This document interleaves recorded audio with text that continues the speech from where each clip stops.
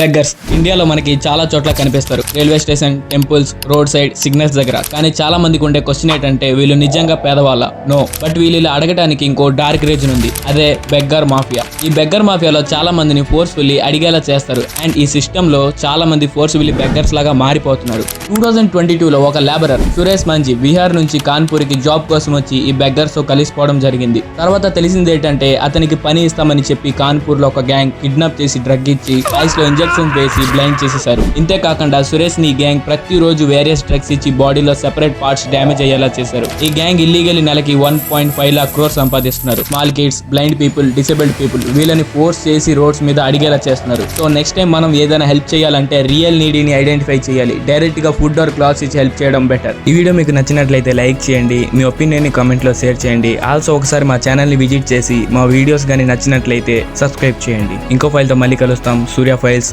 Signing off.